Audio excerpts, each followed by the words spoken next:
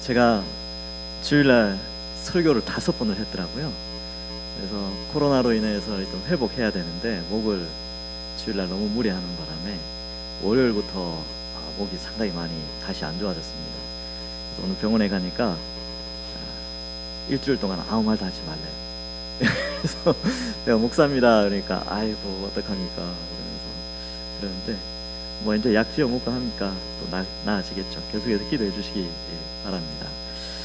이 수요일 날은 제가 이제 마가복음을 이 설교를 하게 되는데 지금 이 파트는 이제 예수님의 십자가를 지는 순환 파트입니다. 특별히 마가복음에서는 이 과정을 아주 잘 상세하게 기록하고 있습니다. 그래서 사실 이 본문을 다루면서 우리가 주님의 십자가를 자주 잊어버리게 되는데 그래도 또 이런 기회를 통하여서 십자가에서 흘리신 그 예수 그리스도의 희생과 피 이런 것들을 좀 다시 기억하고 또 은혜를 깨닫는 시간이 되기를 소망합니다. 오늘 말씀은 예수님이 잡히시는 장면입니다. 그래서 43절에 보면 예수께서 말씀하실 때에 이렇게 되어 있는데 앞에 보면 제자들과 겟세마네 동산 기도하시고 또 성찬식을 하시고 또 산으로 가시지요. 그래서 감람산으로 가게 되는데 이때 여러 가지 말들을 많이 하시게 되는데 이 마가복음에서는 좀 생략되어 있고요. 또 이제 산에 갔을 때에 드디어 가룟 유다가 성만찬 중에 이제 나가게 되지요. 나가게 되고 이 예수님을 팔려고 했던 계획대로 실천을 하게 됩니다. 그래서 예수께서 말씀하실 때 곧 12 중에 하나인 유다가 왔는데 대제사장들과 서기관들과 장로들에게서 파송된 무리가 검과 몽치를 가지고 그와 함께 하였더라 이렇게 기록하고 있습니다. 여기서 보면 이제 결국 가룟 유다가 예수님을 은30에 팔게 되지요. 1세기에는 노예 시장이 있었습니다. 그래서 노예를 사고 팔고 그렇게 하였는데 노예 남자 성인 한 사람의 몸값이 은30이었습니다. 그러니까 이 예수님을 노예 값을 받고 이렇게 넘겨주게 되는 것이죠. 그래서 이 은30 때문에 3년간 예수님을 따라다니면서 그 예수님과의 어떤 정, 그리고 의리 이 모든 것을 돈 때문에 팔아버린 사람이 바로 이 가룟 유다입니다. 그래서 앞서서 이 마리아가 향기로운 향유 옥합 하나를 깨뜨릴 때에 가룟 유다가 막 화를 내죠. 왜 화를 내냐면 야 이거 팔아서 가난한 자들에게 도와주면 될 텐데 왜 이걸 쓸데없이 깨뜨리느냐 그렇게 말을 하자 사도 요한이 그 장면을 기억하고 요한복음을 쓸 때 이렇게 기록합니다. 요한복음 12장 6절에 보면 이렇게 말함은 가난한 자들을 생각함이 아니요 그는 도둑이라 돈깨를 맞고 거기 넣은 것을 훔쳐감이러라 이렇게 기록하고 있습니다. 이 12사도 중에서 이 가룟 유다가 회계를 맡았습니다. 그래서 이제 성도들이 이렇게 주의 사역을 위해서 헌금을 하게 되지요. 근데 그 헌금을 다 이렇게 받아서 잘 쓰는 것이 아니라 자신이 중간에서 이 뭐라 그럽니까 커미션이라 그럽니까 이런 걸 이렇게 챙기는 것이죠. 근데 하나님 보실 때는 도둑이었습니다. 하나님 것을 함부로 훔쳐가는 것은 도둑이지요. 그래서 그는 도둑이라 돈깨를 맞고 거기 있는 것을 훔쳐갔기 때문에 그랬다. 결국 그 도둑은 자신을 3년 동안 가르쳤던 스승을 은30 노예값을 받고 팔아버리게 되는 것입니다. 이게 팔 수 있었던 배경이 이 대제사장들과 이 사람들이 예수님을 죽이려고 했는데 못 죽였어요. 죽일 수가 없었던 이유가 예수님의 팬들이 굉장히 많았습니다. 그래서 낮에 예수님을 잡아서 어떻게 해버리면 밀란이 날까봐 그래서 14장 2절에도 밀란이 날까 하노니 명절에는 하지 말자 이렇게 이 사람들이 작전을 했어요. 근데 마침 가룟 유다가 와가지고 당신들 그 고민하는 거 내가 아는데 은30에 그것도 밤에 다 이렇게 짜서 우리가 이렇게 넘겨줄 테니까 알아서 하십시오 이렇게 하는 거죠. 그래서 여러분이 잡히고 나서 한참 며칠 후에 예수님이 재판받고 죽으시는 것이 아니고 잡히시는 날 밤새도록 이 신문을 받고 그 다음날 바로 십자가에 달려 죽게 됩니다. 여러분 이 뭘 의미하느냐 하면 이 사형제도가 아주 불법적으로 급작스럽게 이루어졌다는 걸 알 수 있어요. 적어도 사형을 치러질 때는 적당한 절차라는 것이 있는데 예수님을 죽이고자 한 대제사장들과 서기관들의 그 폭발적인 질투심 때문에 불법적으로 예수님을 바로 잡아서 바로 죽여버리는 그런 죄를 짓게 되는 것이죠. 사실 이 사람들도 알고 있었어요. 왜냐하면 밤에 왔거든요. 밤에 왜 왔겠습니까? 직접 오지도 않았어요. 종들 보냈죠. 그래서 이것이 불법적인 것을 알면서도 죽이고자 하는 마음을 하나로 합쳤기 때문에 불법의 일을 저지르게 됩니다. 그래서 검과 몽치를 가지고 오죠. 검이라는 것은 칼이죠, 칼. 몽치는 뭐냐 하면 나무 무기입니다. 이게 뭐냐면 곤봉. 우리가 생각할 때 곤봉 있죠, 곤봉. 나무로 만든 그 봉 있죠. 이 경찰들 보면 곤봉 차고 다니지 않습니까? 그겁니다. 그래서 이 뭐 강도나 어떤 불량배를 잡을 때 이 곤봉을 가지고 이 몽치를 가지고 있는데 예수님을 잡을 때 이걸 가지고 왔다. 왜 그랬을까 생각해 보면 예수님을 따르는 제자들이 있었는데 가룟 유다가 머리를 굴린 거죠. 야, 거기 가면 제자들이 11명 있는데 그 중에 주요 인물이 한 명 있는데 특별히 베드로 이 사람 조심해야 된다. 뭐 애들이 정보를 알려준 것 같아요. 그래서 이 예수님 잡으러 올 때에 검, 몽치 강력한 저항이 있을 줄 알고 미리 무장을 해서 오게 되는 것이지요. 그래서 그와 함께 하였습니다. 그래서 44절에 보면 예수를 파는 자 가룟 유다가 이미 그들과 군호를 짜 이르되 내가 입맞추는 자가 그이니 그를 잡아 단단히 끌어가라 하였는지라. 여러분 밤이기 때문에 잘 안 보입니다. 여러분 지금 우리나라 밤 그러면 여러분 우리는 도시에 살기 때문에 밝잖아요. 근데 시골의 밤 체험해 보셨습니까? 시골 밤은요 아무것도 안 보입니다. 시골에 가면 가로등, 이 시대에는 가로등도 없던 시대예요. 가로등 없는 시골에 가면 무섭기만 합니다. 그래서 시골 사람들이 일찍 주무시죠. 8시만 되면 해 떨어지고 8시만 되면 잘 준비합니다. 저도 이제 그 인도네시아에 몇 년 전에 단기 소비로 간 적이 있는데 거기는 8시 되면 이불 깔아요. 잘 준비합니다. 9시 되면 잡니다. 옛날 우리 시골 사람들 삶하고 똑같이 살더라고요. 근데 이 당시 밤인데 밤이니까 잘 안 보이죠. 그래서 사람 잘못 잡아가면 또 안 되니까 약속을 합니다. 그래서 내가 입 맞추는 그 사람이 너희가 잡아가야 될 사람이다. 이렇게 군호를 짜게 됩니다. 그래서 이게 가룟 유다가 어떻게까지 치밀하게 계획하냐 하면 내가 입 맞추는 자가 그이니 그를 잡아 단단히 끌어가라 하였는지라 이렇게 돼 있죠. 이 가룟 유다가 치밀하게 어떻게 표현하냐면 단단히 어때요? 끌어가라 이렇게 표현하고 있습니다. 왜 단단히 끌어가야 됩니까? 예수님의 능력 때문에 그렇죠. 그리고 제자들이 11명이나 있었기 때문에 11명 이상이나 있었기 때문에 그렇습니다. 예수님은 어떤 분입니까? 죽은 자를 살리시고 병든 자 그리고 불치병 환자 선천적 장애인까지 다 고치시고 물고기 2마리와 보리떡 5개로 5,000명 먹이시고 또 7병2호로 4,000명 먹이시는 놀라우신 분이시죠. 물리를 걸으시는 분입니다. 그러니까 어떠한 능력이 나올지 모르기 때문에 어떻게 설명해요? 단단히 끌어가라. 이 얼마나 가증스러우면서도 어리석습니까?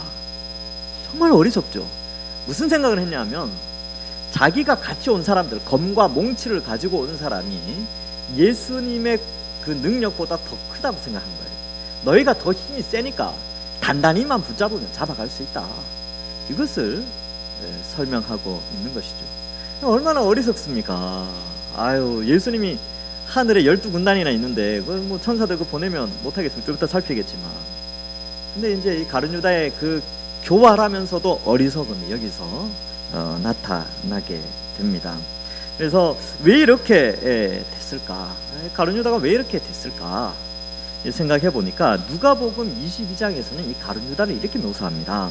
누가복음 22장 3절에서 5절에 보면 12 중에 하나인 가룟인이라는 인이라 부르는 유다에게 사탄이 들어가 버렸어요. 그래서 어때요? 예, 유다가 대제사장들과 성전 경비대장들에게 가서 예수를 넘겨줄 방도를 의논하며 이 머리를 잘 썼다는 거죠. 그래서 그들이 기뻐하며 돈을 주기로 언약하는지라. 겨우 노예값 30, 은 30 그거 받으려고 그 좋은 머리를 이렇게 이런 데 썼다는 것이죠. 그래서 이 장면을 볼 때에 유다의 최고의 약점은 돈이었습니다. 아킬레스건이라고 하죠. 한 사람의 약점을 이제 우리가 이제 상징적인 표현으로 아킬레스건이다 그러는데 이 가룟 유다의 아킬레스건은 돈이었습니다. 근데 그 돈을 이 사탄이 파고든 거죠. 그래서 그 심령 속에 딱 들어가서 돈 문제를 딱 이제 하는 거죠. 이게 가룟 유다가 머리가 좋았어요. 왜냐하면 지금 예수님이 3번이나 뭐라고 말씀하셨냐면 예루살렘에 올라가면 인자가 잡혀서 죽게 된다. 십자가에서 죽게 된다. 그리고 3일 만에 부활할 것이다. 이걸 이제 예수님이 3번이나 반복해서 말씀하셨는데 가룟 유다는 뒤에 부활한다는 것을 믿지 않았어요. 대신에 죽는다는 걸 믿은 것 같아요. 그러니까 머리를 계산했겠죠. 지금 예수님을 따라다니면서 수많은 돈을 착복해서 부를 쌓아왔는데 예수님이 죽어버리면 이제 경제권이 사라지잖아요. 그리고 예수님을 따라다닌 목적이 로마를 뒤집고 새로운 왕국을 건설하는 메시아인 줄 알았는데 그렇게만 되면 자기에게 엄청난 권력과 부가 주어지니까 정권을 잡으면 12제자 속에 들어가니까 얼마나 많은 돈을 축적하겠습니까? 거기에다가 돈꾀를 맡았으니까 앞으로 예수님이 이스라엘 나라의 통치자가 되면 뭐 우리나라로 치면 경제부 뭐 이렇게 그죠? 뭐 그쪽에서 아니면 뭐 재정을 담당하는 뭐 그런 장관 정도 아니면 뭐 하여튼 최고의 자리에 위치할 거라고 생각을 했겠죠. 계산이 빠른 사람이니까. 그런데 죽는다 그러니까 여기서 계산을 미리 한 거죠. 그래서 안 되겠구나. 내가 마지막 순간에 예수님이 어차피 죽을 거 챙길 건 챙기고 이렇게 해야 되겠다. 그래서 음삼시까지 챙긴 것이죠. 마귀가 그 속에 들어가서 그렇습니다. 여러분 우리의 아킬레스건도 한번 생각해 봐야 됩니다. 마귀가 우리에게 늘 우리에게 치명상을 남기기 위해서 우리의 믿음을 한순간에 흔들어 놓기 위해서 우리를 이렇게 건드리는 아킬레스건들이 있다면 우리는 거기에 항상 경계를 해야 됩니다. 그렇지 돈이라면요 늘 경계해야 돼요. 돈 때문에 넘어지는 사람 무수하게 봤습니다. 이거는 목회자도 예외가 없어요. 일반 성도도 마찬가지고 돈 때문에 무너져요. 믿음 다 저버리고. 그래서 이런 부분에 있어서 우리가 마귀가 틈타지 못하도록 우리는 늘 무장을 해야 되는 것입니다. 그래서 성령께서 우리를 가장 좋은 곳으로 인도하신다는 것을 믿고 또 우리는 성경의 가르친 대로 늘 자족하는 마음으로 살아가야 되는 것입니다. 어떠한 형편에 있든지 우리를 그곳에 두신 목적이 있다는 사실을 알고 욕심을 내기보단 탐심을 부리거나 내게 주어진 분량 이상의 것을 추구하려고 하는 욕심들을 버려야 됩니다. 근데 이 마귀가 가룟 유다의 이 약점을 침투했습니다. 그래서 이러한 지경까지 간 거죠. 그래서 우리는 사탄이 우리 속에 들어오는 것이 아니고 성령이 우리 속에 들어온 사람이죠. 그래서 우리는 성령의 사람으로 살아갑니다. 성령의 사람은요 정욕과 탐심이 있을 수는 있지만 우리 육체를 가졌으니까 연약한 육체를 가지고 이 땅에 태어났기 때문에 우리 육체의 본성상 죄악의 욕구들이 일어날 수 있지만 성령의 사람은 그것을 억누를 수가 있습니다. 성령의 능력으로 죄악과 싸워 승리할 수 있도록 하나님 우리에게 능력을 주셨어요. 성령이 말씀을 통하여 기도를 통하여 우리를 선한 길로 인도해 주십니다. 그런 복을 받은 자들이 있죠. 그러니까 우리는 마귀가 우리 속에 들어오는 것이 아니라 성령이 우리 속에 들어와서 우리를 말씀을 통해서 인도하신다는 이 믿음을 가지고 살아가는 자들이 있죠. 그래서 여러분 성령 의지하기 위해서 늘 말씀과 기도의 삶을 살아야 되고요. 말씀에 순종해야 됩니다. 그런데 어떤 사람은 성령이 아무리 그렇게 이야기해도 나는 돈이야. 그러면 이게 골치 아픈 거예요. 그 틈을 마귀가 파고 들어가는 겁니다. 어떤 사람은 정욕일 수도 있고요. 어떤 사람은 쾌락일 수도 있습니다. 그 부분을 파고 들어가는 것이죠. 그래서 지금 이제 이 가룟 유다는 이러한 비참한 상황에 처해지게 된 거죠. 그리고 얼마나 교활한지요. 그래서 45절에 보면 이에 와서 곧 예수께 나와 랍비어하고 입을 맞추니. 여러분 이 랍비라는 단어는 선생님이라는 것인데 유대 사회 속에서 아주 존귀한 분을 향하여 또 인생에 큰 가르침을 주고 또 여러 선한 영향력을 미치는 지도자를 향하여서 랍비라고 표현합니다. 근데 지금 가룟 유다의 입에서 나오는 그 랍비라는 말이 그게 진실된 말이었을까요? 아니죠. 예수님을 속이는 또 그 주변에 있는 제자들을 속이는 단어가 랍비어라는 것입니다. 그래서 우리도 마찬가지입니다. 우리가 예수님을 믿고 있는데 우리가 진짜 우리의 이 예수님을 믿음으로 이 고백을 하는가 우리 생각을 해봐야 돼. 이 가룟 유다는 믿음이 없었죠.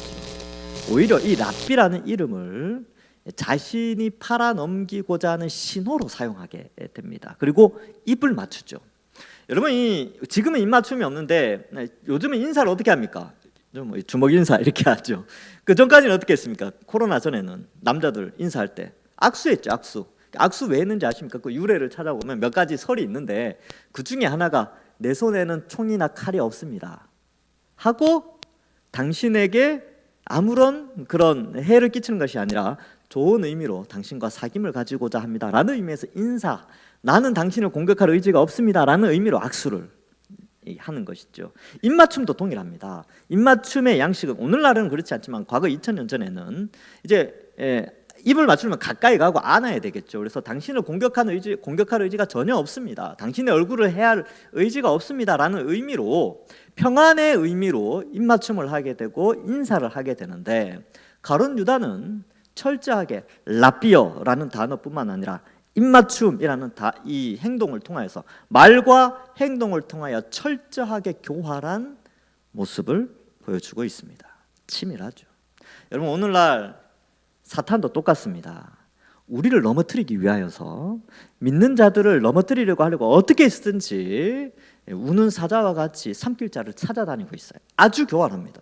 그러니까 여러분, 우리 여기 넘어가면 안 되는 것이죠. 우리는 성경적 가치관으로 무장을 해서 죄와 타협하지 않고 죄와 싸워 이겨나가는, 성령의 도우심을 받아 살아가는 자들입니다.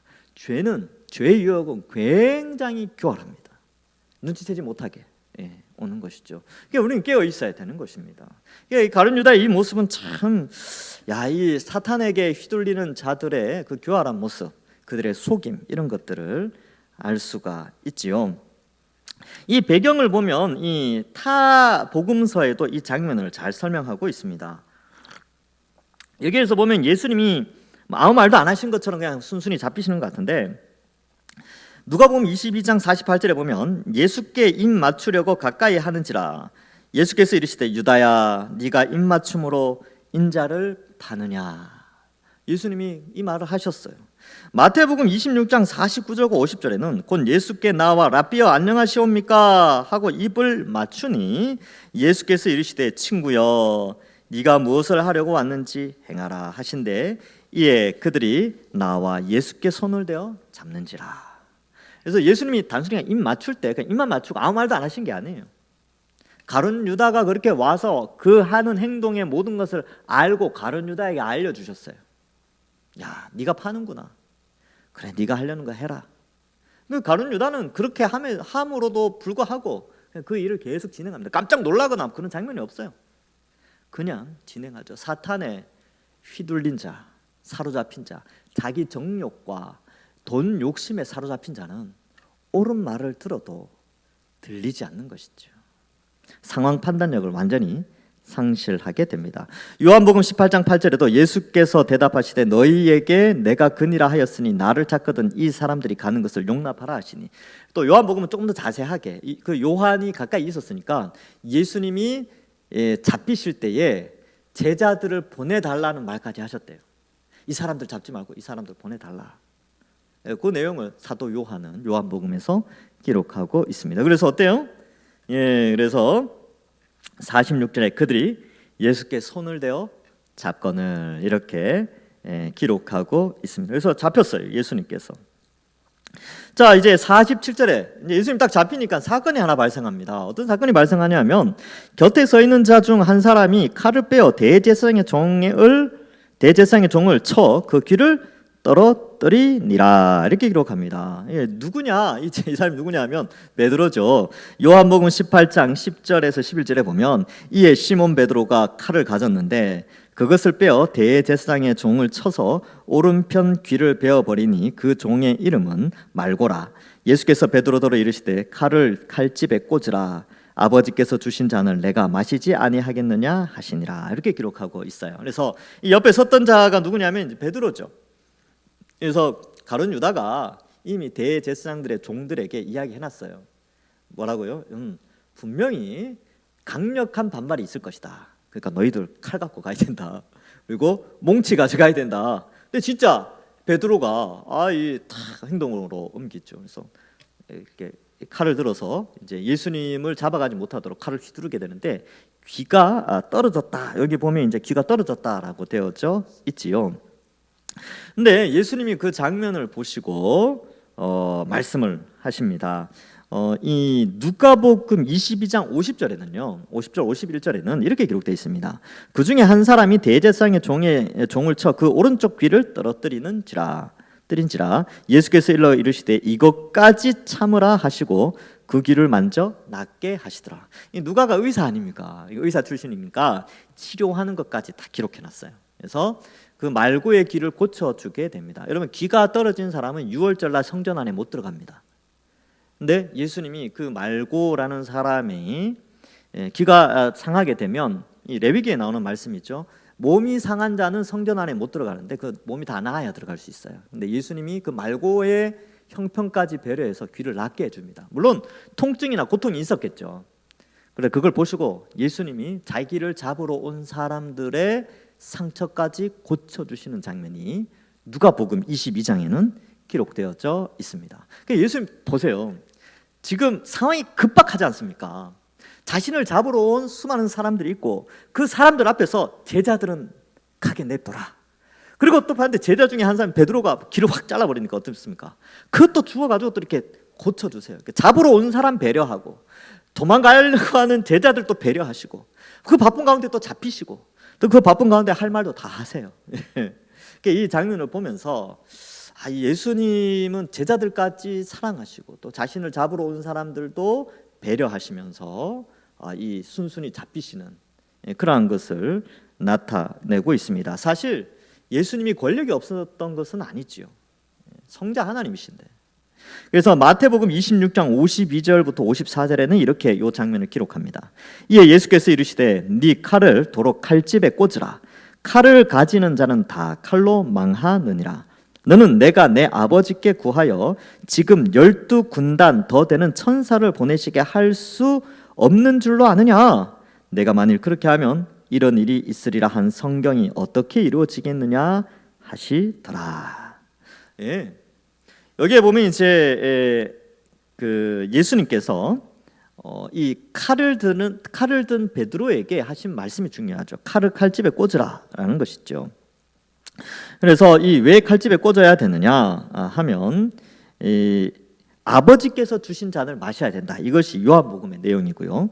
마태복음에서는 칼을 가진 자는 칼로 망하기 때문에 그렇다. 칼로는 이 문제를 해결할 수 없다는 것이죠. 이 사건은 구약에 이미 예언된 것이기 때문에 인간이 칼로나 정치력으로 해결할 수 있는 문제가 아니라는 것을 말해주고 있습니다. 칼은 뭡니까? 베드로에게 있어서 이 칼은 정치였습니다. 그가 꿈꾸었던 세상은 칼로 점령하는 세상이었거든요. 예수님께서 이 땅에 오셔서 총칼을 가지고 로마와 싸워 이겨 옛날 다윗의 나라를 회복하는 것이 메시아의 꿈이었습니다. 유대인들이 가지고 있었던 메시아에 대한 환상이었죠. 베드로가 그것을 믿고 따라갔고 모든 제자들이 바로 그러한 정치적인 메시아를 꿈꾸며 또 그 예수님이 높은 지위를 차지했을 때에 자기들이 차지할 영광을 꿈꾸면서 예수님을 따라간 것입니다. 베드로의 이 활동은요, 베드로의 이 칼에 대한 움직임은 철저하게 정치적으로 계산된 것이죠. 당연히 그래야만 했습니다. 그래야 자기를 지킬 수 있었기 때문에 그렇죠. 그게 정치적인 행동이죠. 그런데 예수님은 칼로는 이런 것을 해결할 수 없다. 그래서 우리도 생각해야 됩니다. 여러분, 사실 이 땅에 눈에 보이는 인간적인 방법으로 하나님의 큰 뜻을 이루겠다 그런 것보다는 이 세상이 흘러가는 하나님의 큰 그림, 하나님의 섭리를 볼 수 있는 눈이 있어야 됩니다.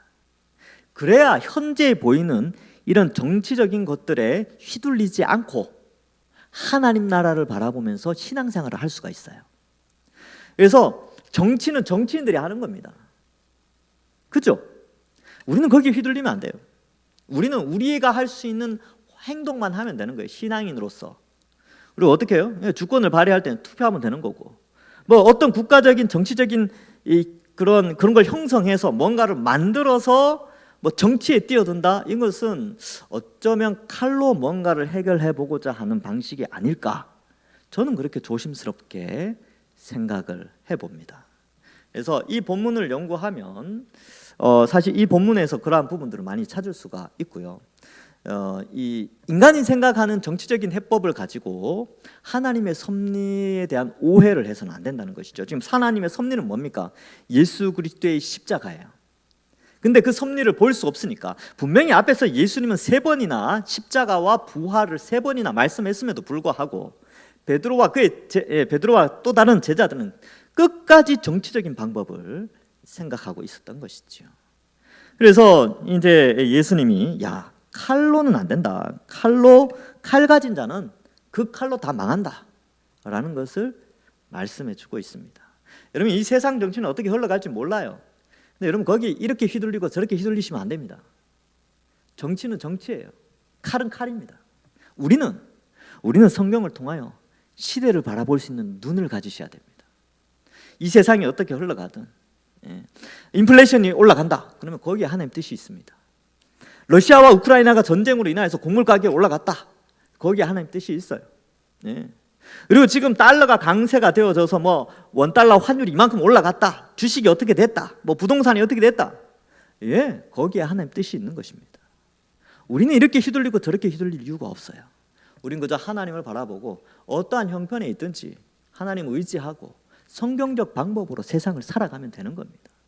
칼을 가지고 문제를 해결할 수 없어요. 그래서 베드로의 정치적인 사상을 예수님께서 친절하게 칼로는 안 된다, 이건 하나님의 뜻이고, 오늘 설교 제목이죠. 성경을 이루려 합니다. 그러니까 큰 그림을 보라는 거예요.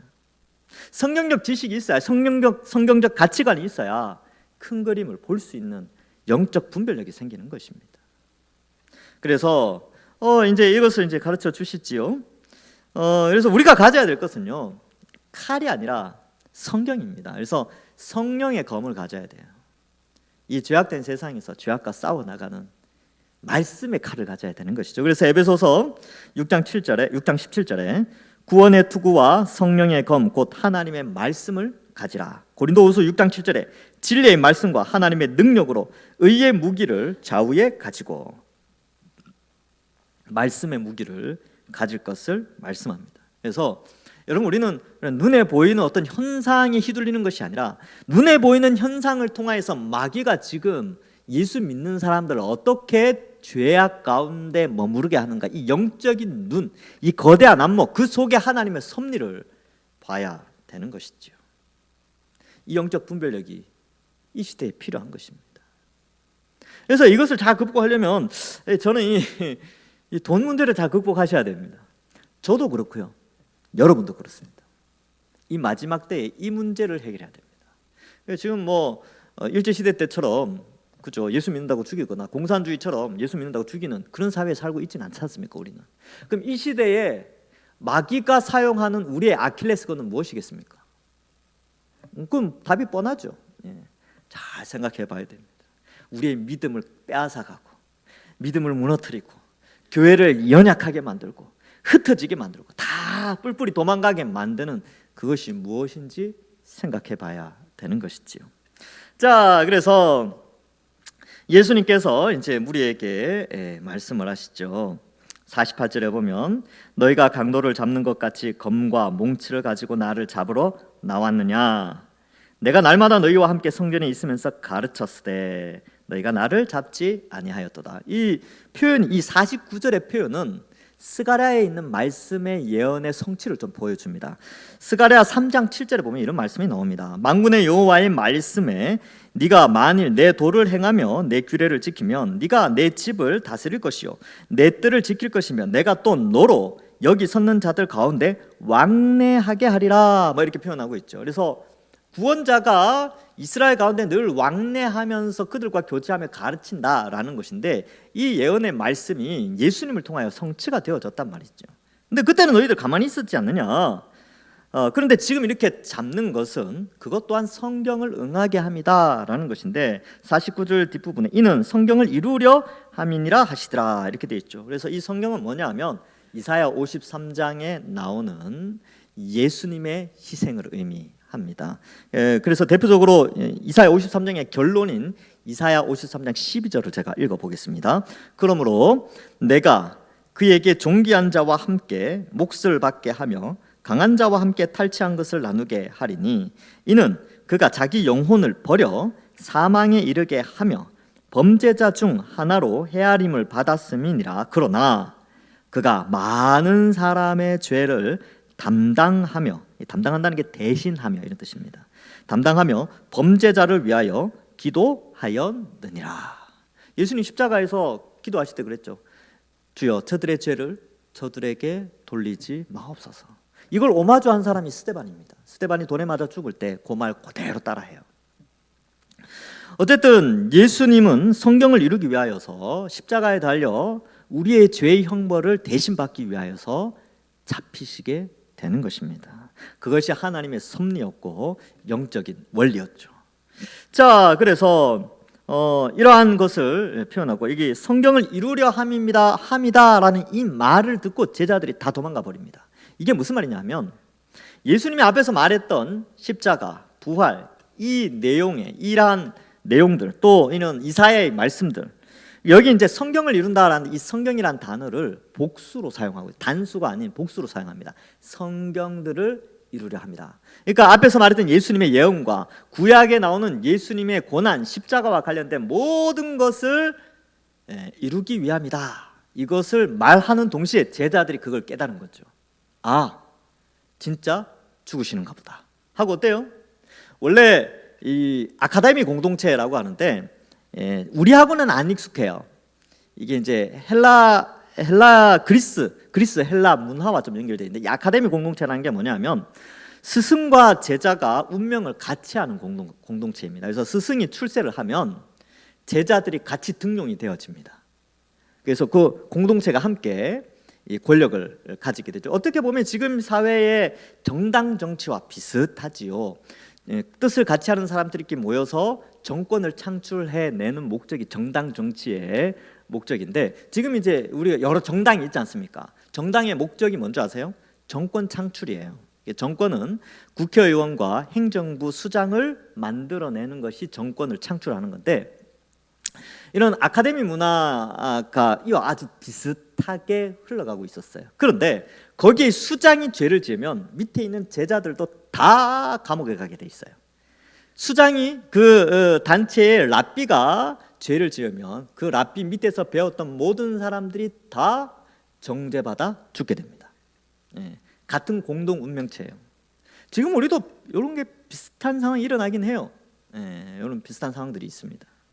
그래서 이러한 것들이, 그러니까 제자들이 이제 예수님이 죽는구나, 그러면 자연스럽게 나도 잡혀서 죽겠구나. 그러니까 대제사장들에서 베드로가 3번 부인했던 이유를 아시겠죠. 그걸 인정해버리면 똑같은 운명에 처해지기 때문에 저주하게 됩니다. 예수님을 저주하죠. 자, 그래서 다 예수를 버리고 도망하게 됩니다.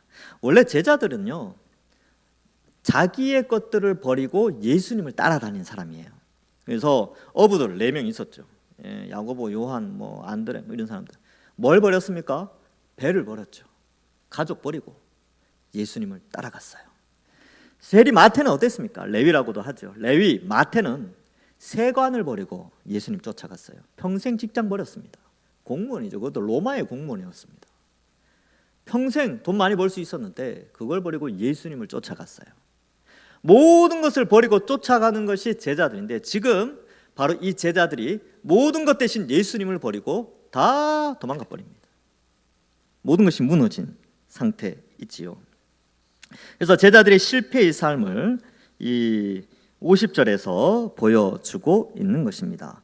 자, 그래서 이제 제자들이 도망가는데, 이 마가는 마태나 누가, 요한이 기록하지 않은 한 사건을 추가로 기록하고 있습니다. 그 내용이 51절과 52절인데요. 거기에 보면 한 청년이 벗은 몸에 배 혼니부를 두르고 예수를 따라가다가 무리에게 잡힘에 배 혼니부를 버리고 벗은 몸으로 도망하니라, 이렇게 되어져 있습니다. 이게 따라가다가 이 단어는 제자를 부를 때의 용어랑 동일합니다. 그리고 도망하니라 이 단어도 50절에 나오는 단어와 동일합니다. 그래서 이 한 청년은 예수님을 따라다니던 어떤 제자. 그래서 이게 누굴까? 제가 이제 책들을 찾아보니까 어떤 책은 한 3종류로 분류를 한 책이 있고요. 또 어떤 책은 10종류 중에 하나일 것이다. 알 수 없다는 거죠. 알 수 없어요. 그래서 누군지는 알 수 없습니다. 이걸 누군지 알려고 하지도 마십시오. 2000년 동안 누군지 아무도 몰랐어요.